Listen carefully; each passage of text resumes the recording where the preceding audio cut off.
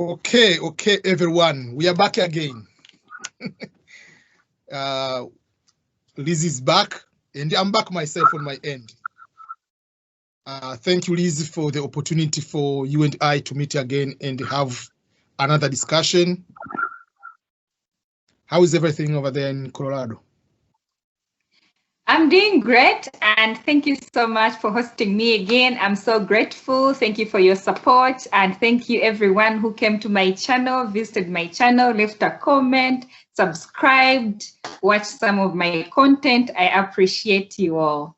Yeah, before we continue, I remind people again, you have to go to Liz's channel, and I'm going to put on the description here so that you can be able to subscribe. And it is youtube.com/roll with Liz, but I'm going to put the link on the description so that you can be able to go and learn.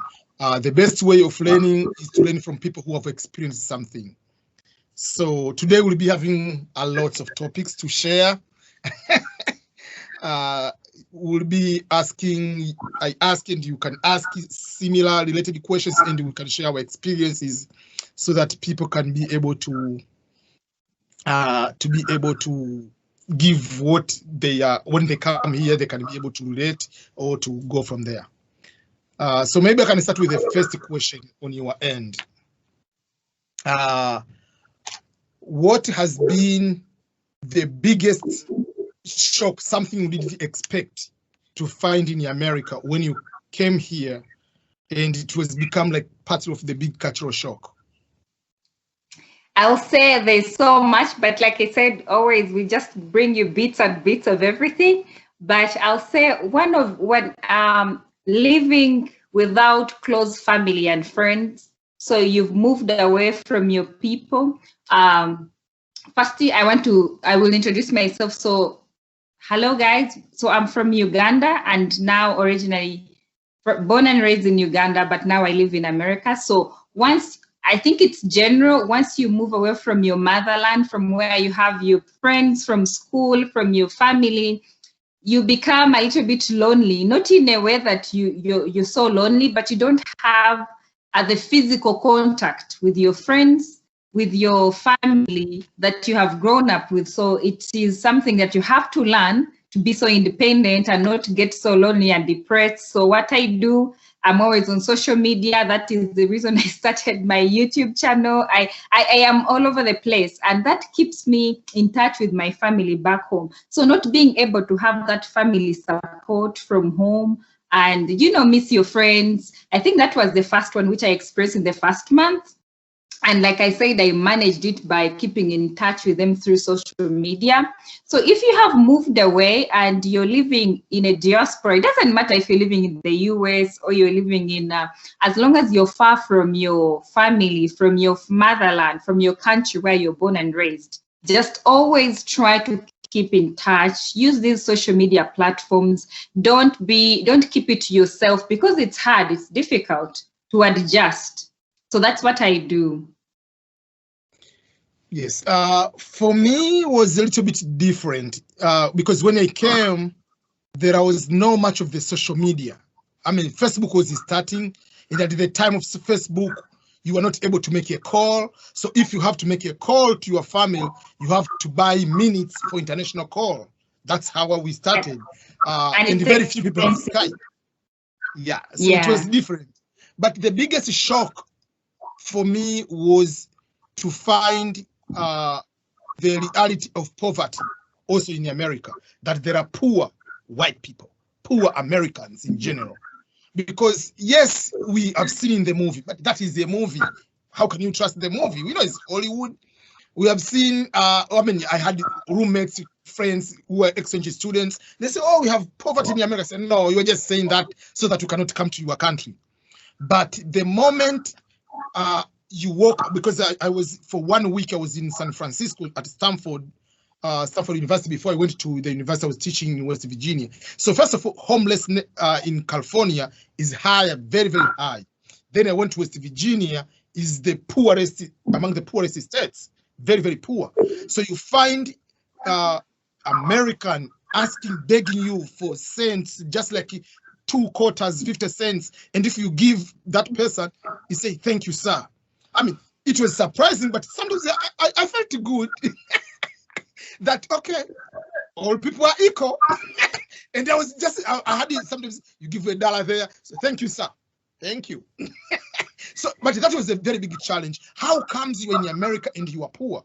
That for me was a big shock. And you know for sure you can get a job for minimum wage, like $10, $12. Why this person cannot go into work? So it was a very big challenge.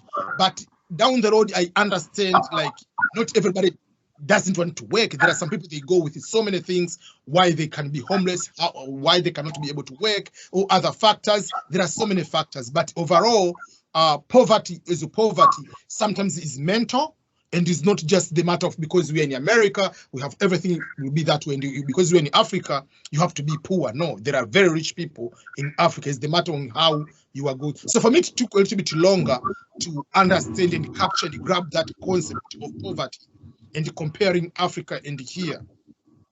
That was a big one for me.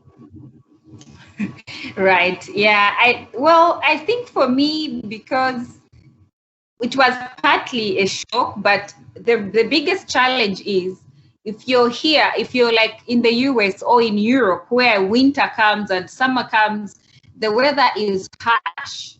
So if you're on the street and you have no house, you can almost lose your life. I think so many people die because you don't have housing. And it is different in Uganda or in Africa, because in Uganda, you can stay on the street. If you're not killed physically by a car accident or by somebody, you can survive because the weather is favorable. It is not going to be too cold. It is not going to be too hot. So you can stay on the street and you survive. So here it is actually really, really tough if you don't have housing. So yeah.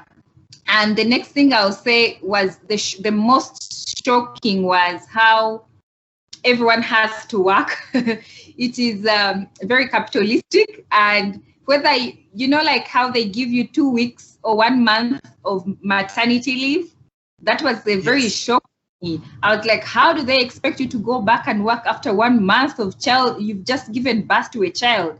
And because mostly in Uganda, they give you 6 months, you know, you can even call and say, I'm still sick, I would like to have 1 month, and they still pay you. So I was into that kind of mentality until I came here. And now, and now after coming here, I'm thinking twice about getting another child, because I'm like, if I'm to get pregnant and have another child, that means I will put my career on hold. I'll put everything on hold. There's no way you can give birth, have 2 children, then go to work, come back. You just have to plan. Yes. Speaking of that, I wanted to add something on that.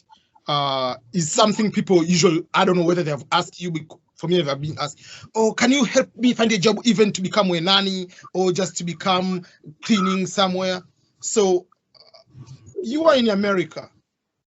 With your income, are you able to employ someone to be full-time for you to be taking care of your child? I would say if no and yes. It depends on your priorities. Now for me, I want to save something. I want to save something because here in America, you have to save. You cannot work and spend all the money you're earning. You can do that in Uganda, but you may not be able to do it here. So I would say I wouldn't say I can employ somebody fully in my house to take care of my child. I work from home. I take care of my toddler, who is 2, and I do everything. I cook. My husband comes and helps me. There's nothing like expecting so much help from here. You must be hands-on to survive. So I wouldn't say I can afford to pay somebody to fully take care of my child or fully take care of my house, and like how it is in Uganda, full-time nanny.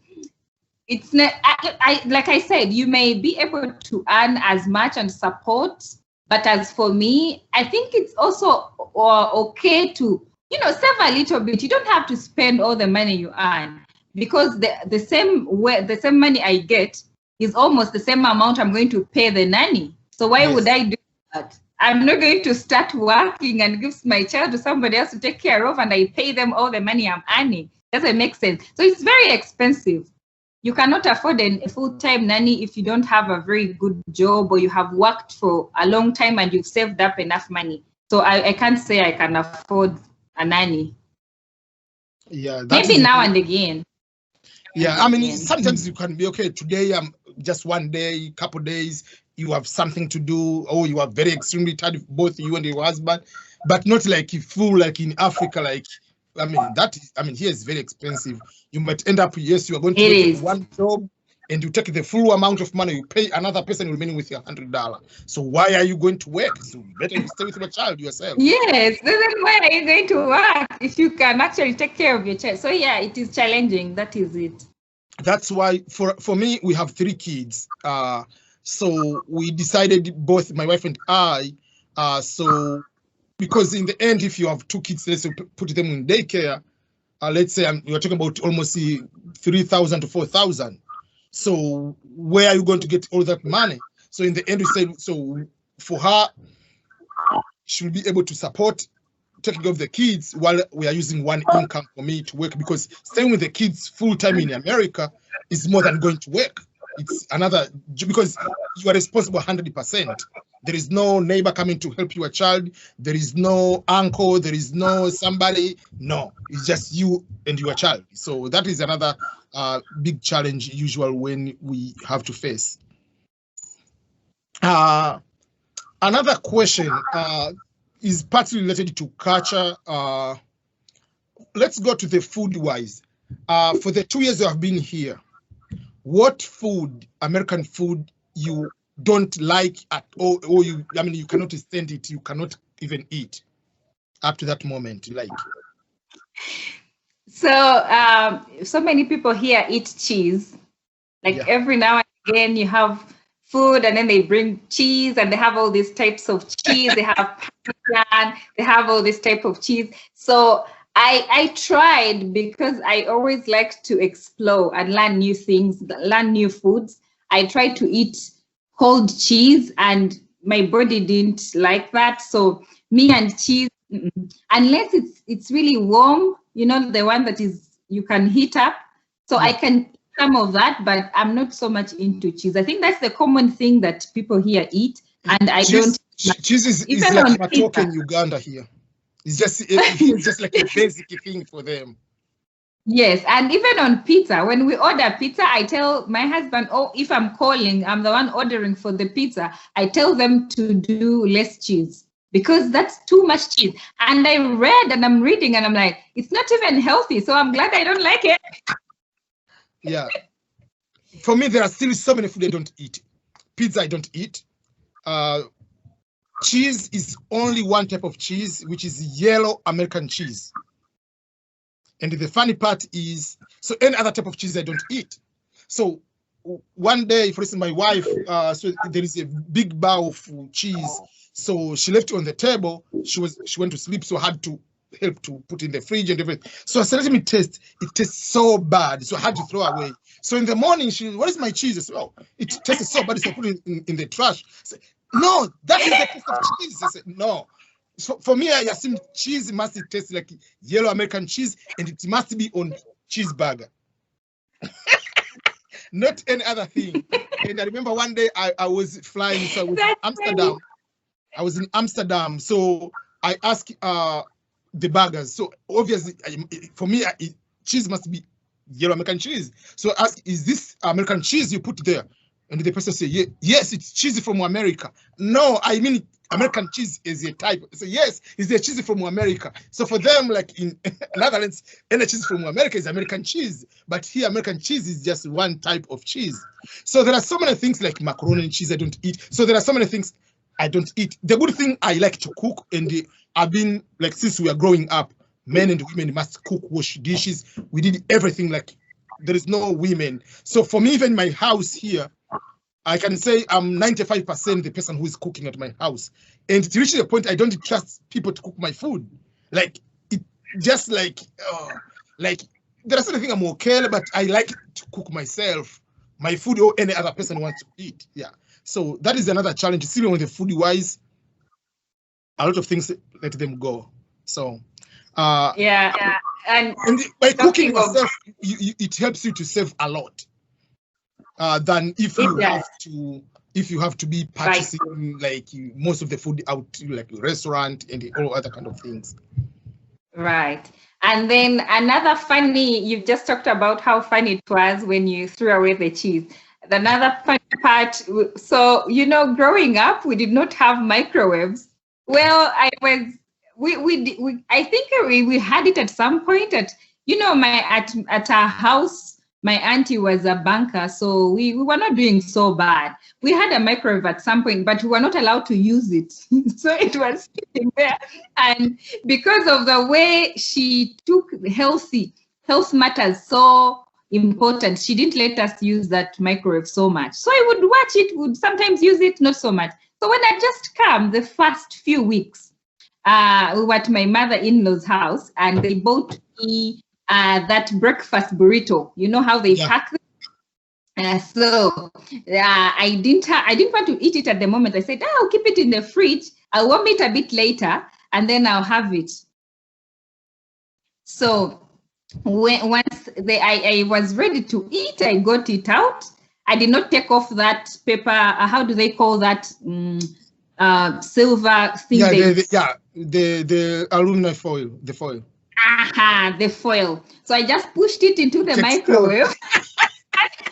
And I started it, and the whole house was almost on fire. I was so embarrassed. I did not know what I had done.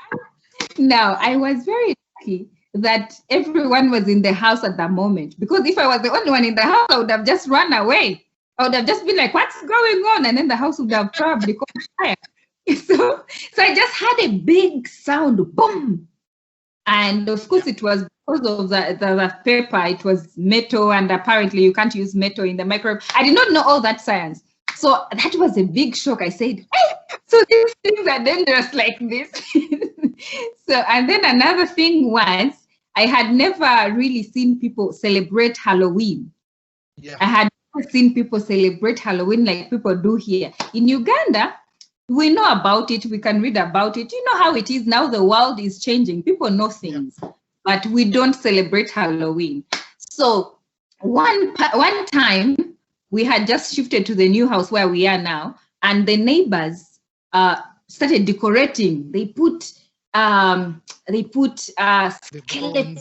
they put a coffin, they put so many of these scary things. Now, one time I'm outside cleaning the compound, and I look around and I look at the neighbor. They had put a big coffin in front of their house at the door. So now I look at I thought somebody had died. So I was so touched. These are nice neighbors. They're really nice. They say hi. So I was like, should I go there and say, sorry, condolence? Tell them my condolences? Should I go there and knock? No. This was so funny. In the evening, when my husband came, because he had gone to work. So when he came back, I said, before you go in the house, I found him in the car. I told him, before you go in the house, let's go and say sorry to these people. They lost somebody. There's a big coffin at the doorstep.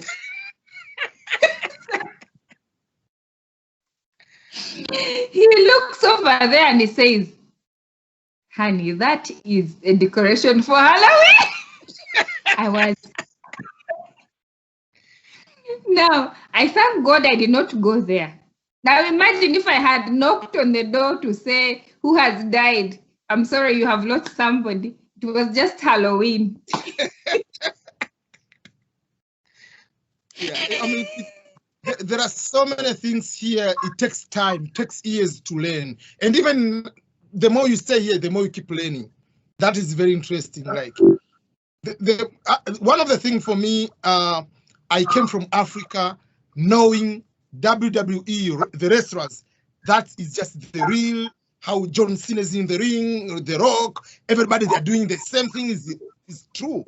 So I came here and my dream was I have to attend in one of the arena, I have to go. So WWE came to my city in West Virginia. So there is one Anglican pastor lived in Tanzania is American. So usually wherever Tanzanian come there, so he's just like kind of adopting, you just become like a family friend. So every week you have to meet with him. He's learning Swahili. And so I was saying like, this is my dream, so I have to go to check it. And so do you know that is fake? That was the most disappointment I had in America. What, like, I was growing up, like, from that day up to today, I don't watch WWE, like, unless others, maybe it's just a clip coming there, but I don't go, I let him go and watch, like, no. And the day I was leaving Virginia to go to California, he had to say, I'm so, among the things I think I was supposed to tell you is it's just like a child telling Santa is not real. That was like how shocking it was. Like, so like I said, how, like they have the script and knowing that they practice and the person is going to lose, like everything is, why? I thought it's just like boxing. So from that moment, yeah, that was the most disappointing part for me. Okay, another topic I have to ask you is about, apart from just like the culture, like how you start the life, most of your work up to this moment is working from home, right? Before the COVID, were you going to the building, or all the time have you been working from home? I've always worked from home because the fact that I have a child at home, I wanted to just kind of juggle the two, have the child and also work. Okay. Because I was going to ask you, what is the difference between working in the building, like kind of like the culture, like how you expected, but overall, but what is the expectation for the work here, professionalism versus expectation to professionalism in Uganda and Tanzania? Uganda and Tanzania is more or less the same, or Kenya is almost the same. How does it, what was the change, or what has been the major difference for you, the shift you have seen working in Uganda and now working in American workforce? Okay, so first of all, in Uganda, most of the jobs pay salary, and that is what I was used to. Like, you wait for your money at the end of the month, you're salaried. And most of the jobs here, they pay you per hour. You can also get a job where they pay you salary, but that is not very common, but it is also available. So for me, the job I do, they pay me per hour. And that means every minute counts. You cannot miss 1 minute. You cannot miss 2 minutes, 5 minutes. You must explain why you are not on the computer. So for me, that was also something new I had to learn. If it is, so usually I begin my work at 10 and end at 4 p.m. So by 10, I must have logged into the computer. Otherwise, it will show that I was late by 5 minutes, by 1 minute, by 2 seconds. So that is something I had to train myself, that time management is key with these jobs. Time management is key, and honesty. If something is going wrong, you must report to the supervisor. You must tell this. You cannot go around the corner like it is in Uganda and just say, well, I was having lunch and the glass broke and, I hurt my leg. You must be able to prove. For them, all they want is proof. You must provide proof that something happened. So that was a big change. I had to know that every minute counts, every hour counts, because in Uganda, my former job, I usually had a break time of 1 hour. Lunchtime, 1 hour. And my lunchtime right now here is 30 minutes. I only have one break, which is 10 minutes throughout the day. And I have a toddler in the background. So you have to have that hustle mind. Like I said in the previous video, you must be ready to make a living. So that's how it is. So the difference was you must time management, and then they pay you per hours compared to how I was paid salary back home. And yeah, basically that's it. That was the major difference. Other than that, as long as you're bringing output, you're able to work. The work is it's not too bad, I would say. The follow-up question on that. If at the time you were in Uganda, and maybe let's say you are working in the bank, you are working in Uganda Revenue Authority or Social Security Fund of Uganda. Obviously, those are high status job, kind of that, or you are working in the Attorney General office with your education, work experience. Did you think when you are coming to America, I'm giving an example, you might start with the, I mean, even if they pay well, you might go and do the normal job, or you were thinking that if I go to America with my experience, I'm going to continue with where I left? So I did business computing, so it is like business and IT. So I wasn't expecting to all of a sudden rise up and, you know, start working as a manager, no. But I thought I would have a job in a similar path, in a similar career. And that wasn't very possible, but, you know, you can build yourself over there, because since I hadn't had experience working in America, I had to start somewhere. You build yourself, your CV, you build your CV to prove that you're able to work here. So that's kind of what I'm doing. But also it's not too bad because the pay is not bad. So I'm really comfortable doing, I do customer service. So I like it for now because of the fact that I have my daughter in the background always. So I cannot afford to have a high-end job for now unless I switch and have somebody take care of her, and then I pay full attention to her. Yeah. For me, when I came here, obviously the first job was very good because I came under scholarship to teach at the university. So that was 1 year. But even if I was teaching Swahili at the university, I used to work at the Pizza Hut in the student cafeteria. So people, they know this guy is a student, but down the road, like you are going there and you are like your professor, and they call you a professor, and I go, Professor Makudilo, Ernest, whatever. So I was doing that way. So, but when I moved from here, I mean, from West Virginia to California, obviously you continue with other jobs. So yes, as we're saying, even if I was already being in America and I was doing masters, you have masters, but still you have to go building up your resume. So I worked in the warehouses, I worked into restaurants, I worked in like so many different kind of jobs until you become like a position of director. It takes time. So sometimes, yes, you have expectation that I will reach there, but you have to agree to go up as long as in the end you get money. Yeah, compared to in Africa, you cannot say, let me go to the restaurant, they will pay you $20 in a month or $50 in a month. Why should I waste my time with my degree? But here, I mean, I can have 2 jobs and do my hours here in the restaurant, then I go and do in the warehouse. Life goes better. Yeah. So yeah, and talking about work, this is something, you know, some kind of funny bit also, just to compare the two. So when I started working here, I did not realize that the way they write their date of birth and their date is different from how we write it back home, and the way they pronounce their their alphabets is also different from how we pronounce them. So when I started working, you know, when you do customer service, you ask for their name, you ask them to spell their name, you ask them for their date of birth, you ask them for the date when they open their account. So all that details we ask. So one time, and you know, the call comes in and I'm asking them to spell their name, and their name had a Z, which we call a Z, but here in America it's a Z. So having that British background where we call the Z a Z, at first when he spelled it, I thought he was joking. So I said, could you say that again for me, please? And then, you know, let's say it's called maybe Zach, and says Z-A-C-H. And I said, I think this guy is joking. So I put him on hold.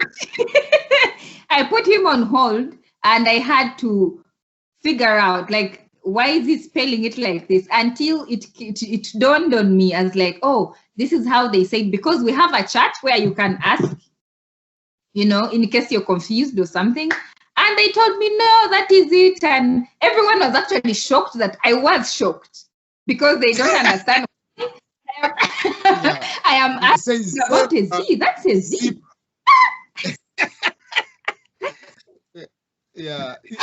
Up to now, sometimes my kids make jokes on certain things, how I pronounce certain things. Like, so for instance, like how I say coach, how they say, like, for me, I say, I'm saying normal. I say, no, Baba, you are saying this way. But they got used to it, so yeah. So those are the few things that you just have to adjust to. A few words here and there, but it's not too bad, especially if you already speak English. But it is just the difference, and you know how they write the date, they write the month. Date, yeah. Yeah, for me, like the one confusing part, like coming from the British African background to America, I mean, measurements, how you go, you count the floor, how everything, elevator, lift, whatever, everything is different. So I was having an appointment with one person and he said, come to the first floor. So I went to the first floor. My mind is, this is the ground floor. We don't count this one. Then when you go, that is the first floor. So for me, I went to the first floor. In my mind, I was there. So I'm just waiting. It passed like 5 minutes. The person is calling me. Where are you? He said he's in the first floor. I said, yes, I'm also in the first floor. Have you seen like this? He said, no, that is down. I mean, I explained where it is. I said, yeah, come there. I will find it. So he said, this is the first floor. So because the person lived in Tanzania back in 79 to 81, so he knows like the challenge you are facing because he had those challenges. So there are certain things like measurements, like these kind of things, like we take it for granted sometimes, like, but after a while, like at the beginning, it's very, very confusing. For me, I don't like to work with customer service because there are certain things I block myself, like for instance, like counting money. So for me, I just started from quarter and above. This 10 cents, 5, whatever. I was confused when I found out there is one, I don't know, the dime, whatever they call them. The tiny one has high weight compared to the big size. That doesn't make sense. So I say, I'm not dealing with it. So I cannot be a cashier somewhere because I'll mess up. So there are certain things I block my mind, and this is my weakness. I don't do that. Yeah, so. I also don't know those coins, I don't know. But I know the notes, but the coins, I still get confused. The only one for me is just, I know 25 cents because it's the biggest of all, 25 cents. If there are 4, is $1. If there are 2, is 50 cents. So if I have the coin, that's the coin I can hold. The rest, I don't want. And and another thing, which it brings to another topic, we have accent. And especially like in Africa, a thick accent. Number one, people when they come here, I want them to understand one thing. When they say you have accent, don't take it negative. For us, sometimes we take it negative that they think that I do not know English. You see, it's just like, it's different from, for instance, I'm giving an example, in Uganda or Tanzania, if someone says you do not know English, is translating that you didn't go to school. Because the assumption is you know English if you go to school, but it doesn't mean that. So you come with that mindset, oh, you have accent, sometimes you feel defensive. Even for themselves, someone from California is having difficulty to understand someone from New York. So even themselves, they have their own difficulties to understand one another. A black person, if he's talking from Mississippi, someone from Chicago might not understand sometimes. So all those kind of things, they are there. So number one, forget about if someone say you have accent, don't be defensive. That's number one. Secondly, if they say, can you repeat? What do you mean? They want to understand, because you might say something and someone doesn't understand, or because of your voicing, because of how you sound the things, or something else. For instance, my friend one day, he was at the cafeteria and he ordered sausage. So the person was selling, was a black guy. He said, sausage? There was no sausage on the area. So the person was so defensive, was upset. He showed the sausage. This is sausage. Oh, you mean hot dog? So what you call sausage, it's hot dog. So sometimes you might be so upset but you are speaking two different things. So at the beginning, allow yourself to be around people. If they, and the good thing, they don't say that in a mean way, they want to understand. So be understanding, learn. If you don't understand, ask a question. That is one of the way of learning. Otherwise, you'll be in trouble. Yeah, I will also say, when you live in a country like America or in Europe, wherever, you also have to know that people will not like you. So, for example, I work for a customer service, and I've come across people, even before you speak, they just don't like you. They just don't want to speak to you. And at first, that was a challenge for me, because I was like, why would someone not want to talk to me just because of the way I sound? But then it dawned on me as like, it's the way it is. There's nothing you can do. Yeah. So some people will, and immediately introduce yourself, they hear your accent, and they just ask you to transfer them to somebody else. And it's okay. No offense, you just transfer them. But because I had never in my life, never ever seen anybody treat me like that, at first that was so hard to deal with.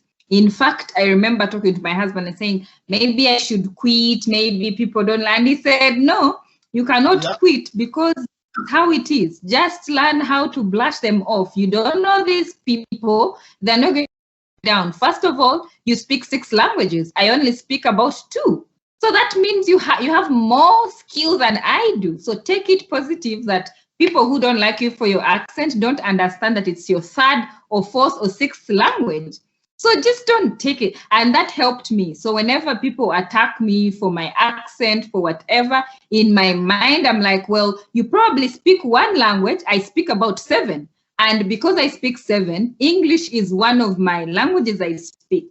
So I cannot perfectly speak it the way you want. And, you know, we come from different backgrounds. So in your mind, you just have to be positive. Otherwise, the world is harsh. I mean, that is a very good point you brought up, because some people, I mean, if you take it personal, there are some people they call customer service, they have never in their life talked to a person from who is not the native speaker of English. So for them, they don't understand. It's not about you. It's just they want to have better service. I mean, so sometimes that way. For instance, like when I came here, like when Black people, when they talk, I didn't understand anything. Like they laugh and you laugh with them. Like, what are they saying? Like for me, I was just like, when they talk, this is just like Tupac rapping. Like, what are they saying? I mean, it was nothing against them, but it was strange for me. It's just like this is just like hip hop or something like that. But for them, it's normal. It's normal, yeah. It's better to always be positive. Yeah. Yeah. So for me, for instance, like if I make a call at the beginning and let's say African American at the beginning when I came here, I could not understand. So obviously I will ask to transfer to someone else. Obviously they will, and especially when you meet someone who has traveled or has talked to something, it becomes easier for them at the beginning to understand. Like, and sometimes, like, let me give you another thing about customer service. So sometimes we have you call and you start talking to automatic computer. So sometimes you might be upset. Is this thing discriminatory? Why am I saying my name? This is the number, and say wrong. Did you say this is correcting you? So that's the same thing to my wife. So it's like, so it's not only me. So even so you see, like sometimes, like it gives a relief, like so this is not just me. Sometimes it's a machine. You never know what is going to happen. Yeah. So, those are they are very basic things we take it for granted, but at the beginning, they can completely lower down your self-esteem. They can make you to go to hang out with some people because you feel, what will they think about me? Why are you asking the second time? Yeah. Like, but still, I mean, it's just like assume American is talking Luganda or Swahili. I'll ask, what do you mean? Yeah. Say, I came tomorrow. That is not a Swahili. Like, what do you mean? I will ask, but in a normal way to understand. Yeah. So there are all those kind of things. Like, we don't need to lower down our self-esteem. Is just to be out there, to learn, and to make sure that we be able to take it for granted. Yes, I mean, especially at our age, it's very difficult to completely transform our accent. But there are certain things Yeah. obviously you have to change to say Z yourself, not Z anymore, because you say Z, what is Z?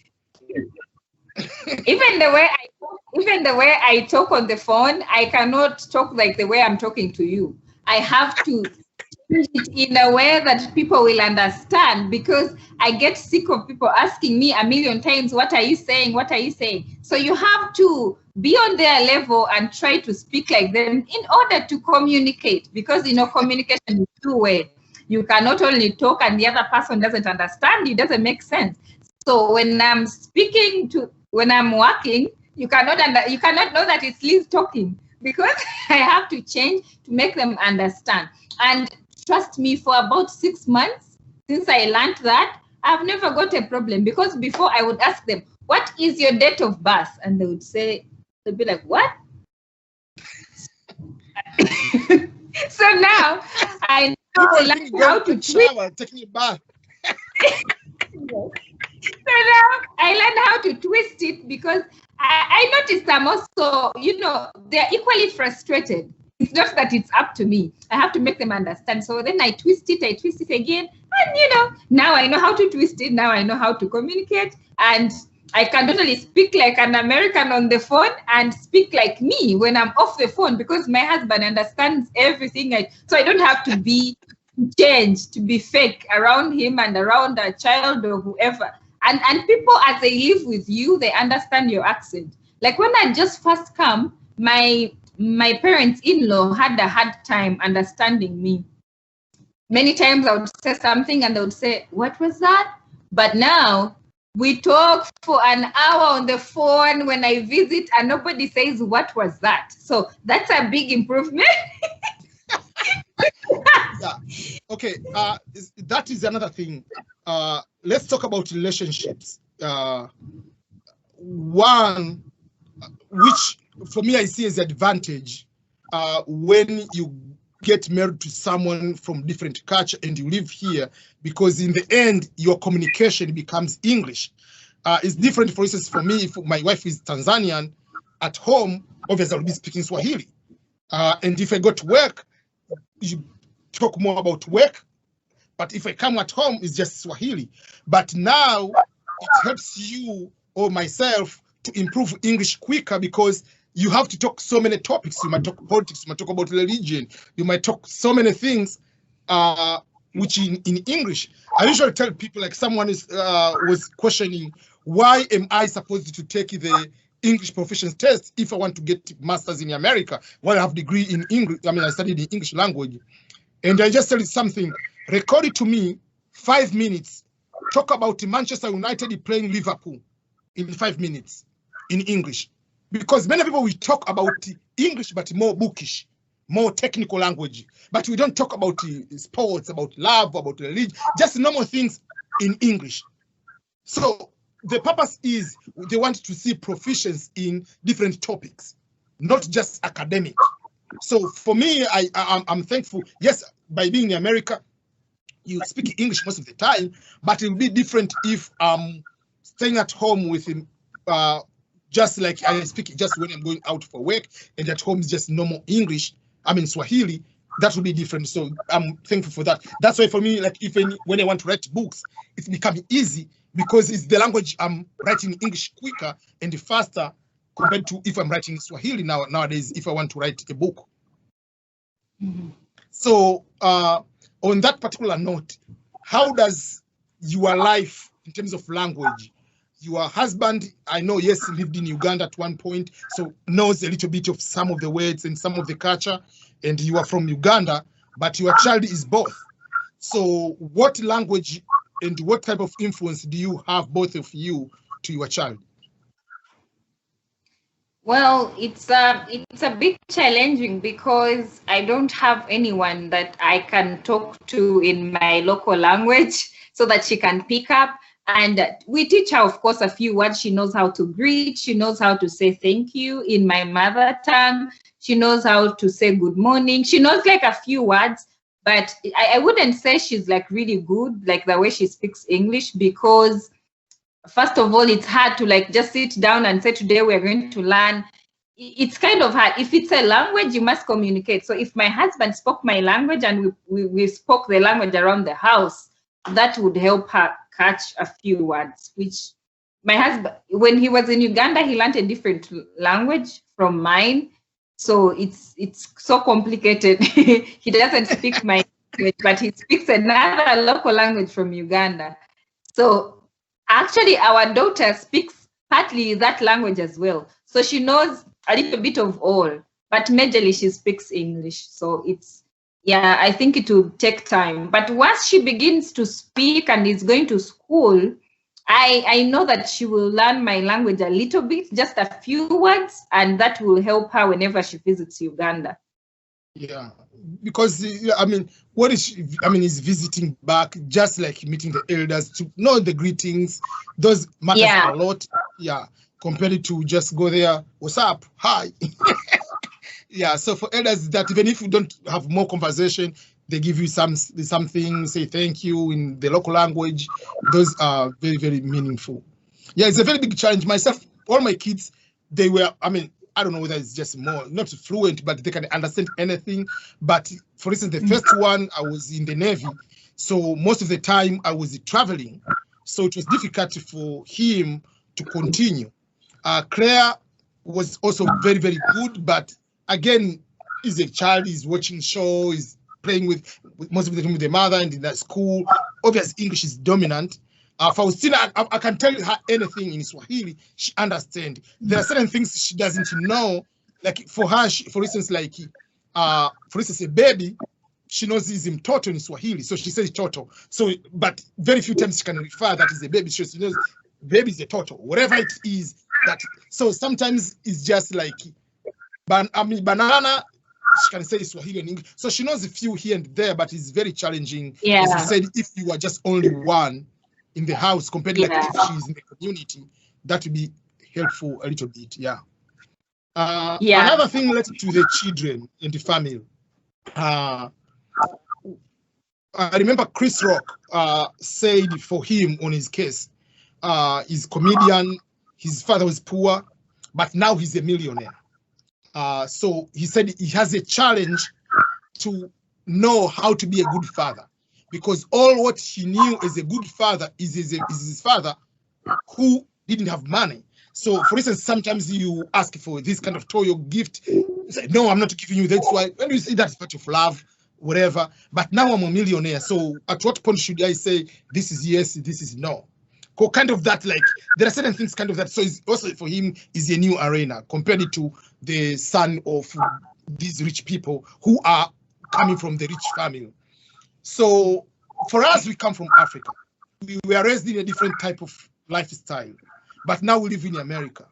How do you get the good things from Africa and good things from the other side of America, I mean, from Africa and America, and bring to a child, and knowing that like you are doing your best job to be as a parent, to raise a child here in America?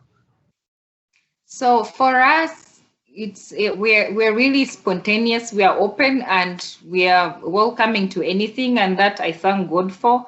My husband is very open and liberal. So what we do, we incorporate the two cultures together, and we just raise her the way we feel best for us. But of course, most of the things you have to be based more on the American culture because we are living here. If we were in Uganda, it would be different.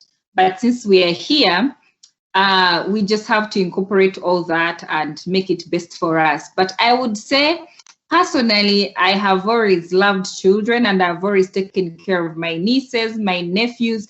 So I had that kind of background with children, raising them. So once I came here and I'm all by myself, and of course with my husband and a few people all around, it is easy for me, because it's not that I'm just starting afresh. I have raised children, my sister's children, my nephews. So it is not so hard. And then, of course, I'm not somebody who is so into this difficult, so backward African culture things that I'm going to bring and incorporate. Oh, we are going to do this. I am so open to anything. And if it is something good that I feel it is good, we do it. And it is not different. It is just the food, the way you are treating your child. It is basic everything. I feel like if we lived in Uganda, we would still be raising her the same way as if we were here. So we haven't had any big hurdles here and there. Apart from, of course, the fact that if you're here, you cannot hit your child, you cannot, do all these things. So people back home, if your child is behaving in a certain way, you get a stick and you're going to hit them, and you cannot do that. And of course, and I'm not the person that likes to hit children anyway. So that was easy for me to adjust to, because even at home raising my nephews, my nieces, we never really hit them or, shouted at them and threw them out of the house. That kind of hard love we did not do. So I was kind of already aware of that. And coming here, it wasn't so bad. So that's what we do. We just incorporate the two cultures and we are okay so far. We'll see in the future once she grows up. But for now, she's teenager and she said, "This is my boyfriend." That will be a different story. Yeah, I told my wife, and I said, I have no problem. If any person comes here, I will pretend like I do not know any American culture. I say, I'm African father, you have to pay 2 cows. I will put in my list. I said, but you didn't do, my parents, you didn't give anything. I say, I will say I'm African. That is your parents. I have to take advantage.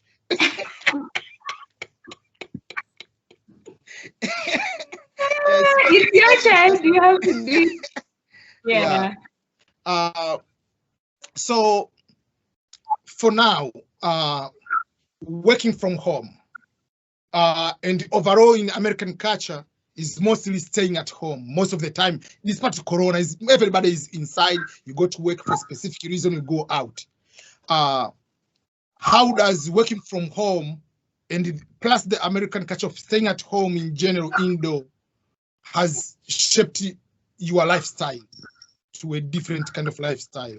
How many times do you go in a week? You go out, like even go to the store or somewhere, like to buy something, whatever. That is an interesting question. The other day I was thinking how many hours I spend in the house, and it was shocking to me that I'd never been a time in my life where I have to be inside the house like all this time. But because of the way the weather is here, and also because I work from home, so most of the time I'm in the house. And I remember growing up, we always saw people jogging, and we thought jogging was for the rich people. I know that's funny, but we always saw foreigners, like these white people or whoever, the foreigners, expats running in the neighborhood. And I'll be like, why are they running when nobody's chasing them? I was young, but now I come to realize that, you need to go out and walk, because you're sitting on the laptop from morning to evening. You're just walking around the house. You haven't done any exercise. So that is new to me. Right now, I have to get out of the house. I time myself. I have a timer on my phone and walk around the neighborhood, something I never did at home back in Uganda, because in Uganda, walking is part of transport means. You're walking to the shop, to work, you walk to the taxi stage, you walk to meet your friend, you're always walking. There's nothing like you're going to use a car all the time. You're always walking. So because I was used to walking to the shops, walking to wherever, walking to the stage to pick a cab or a taxi. Now here, you get out of the house and you enter the car. Then you get out of the car, you enter the house. So you have limited exercise. In the garage. You just get from the garage, just inside the house. Correct. And you don't have so much, so you're not walking enough. So now I know that walking was not for the rich like I thought it was. If you have to give advice for someone, like 5 things, like these are the 5 things you have to do immediately upon arriving in America, what will those things be?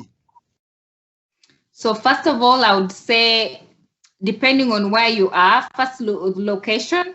Like if you are in a place where you'd need a car, first of all, look into that.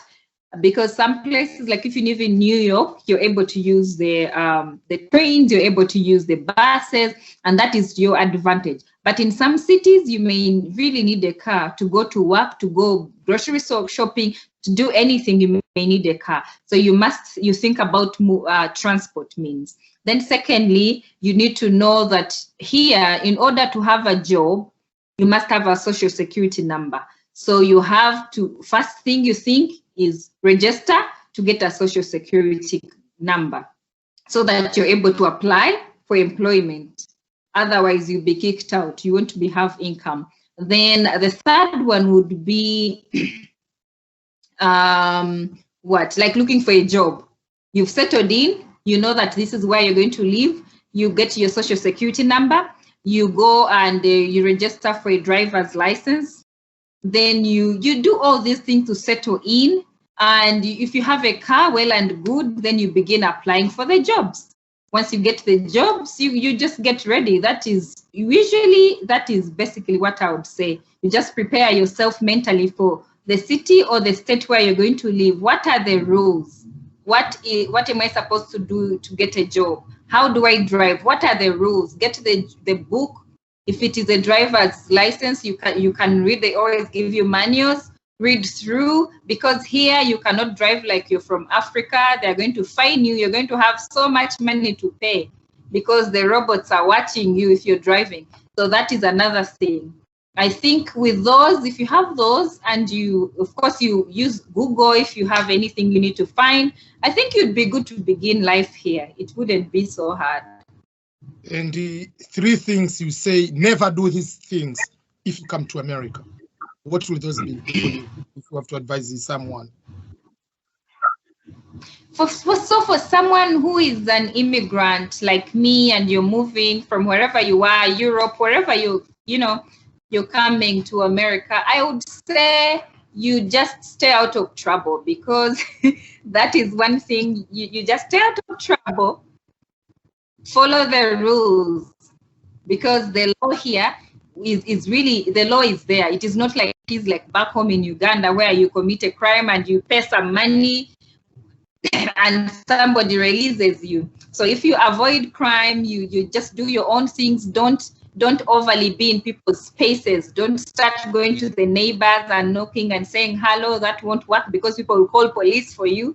So just learn the environment and settle in. You can learn by walking around and seeing how people behave. If they're saying hi and not smiling, you do the same. You just incorporate, you just learn the culture. And I think if you stay out of trouble here, you'd really be okay. Stay out of trouble, get a job, and you'll be okay.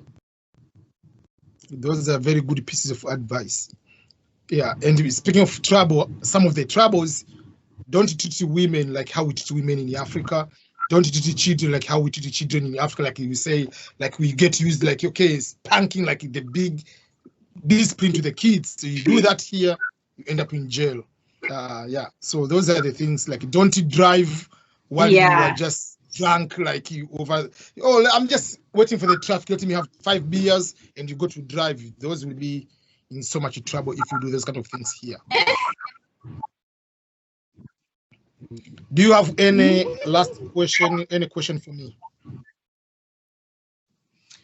No, I would say we've had a really good conversation, and of course I'm looking forward to another time when we can discuss more and more. There's always so much to discuss, and guys, thank you so much for watching, and we appreciate you so much. I'm looking forward to another discussion like this, to educate somebody, to enlighten people on how living in the diaspora can be, or if you're traveling or you're planning to travel here or you're planning to travel to Uganda, we just give you the little bits of how the two cultures are, and that helps you prepare mentally. It is very key to prepare mentally before you leave your motherland to live in the diaspora, because it can be a really challenging situation, especially if you don't know anyone in that particular country where you're going. So many people get depressed, and it's because they don't reach out to people, they don't seek help. and because they're just in their shells and they end up getting really depressed, they end up committing suicide. So I wouldn't want somebody to come up here and say, I didn't have anyone I would talk to. Talk to us. You can come to my page, Roll with Liz on YouTube, reach out to me. You know, just have a friend that you can talk to. It is really important. Yeah, and people should remember to subscribe to YouTube channel. Yeah, so subscribe to the channel, share the videos to other people. Yeah, that will be something to give us more energy to continue to make all these kind of videos, to keep sharing our experiences. Thank you. Right. I believe people will be able to enjoy, and we are looking forward for more videos coming up soon. Right.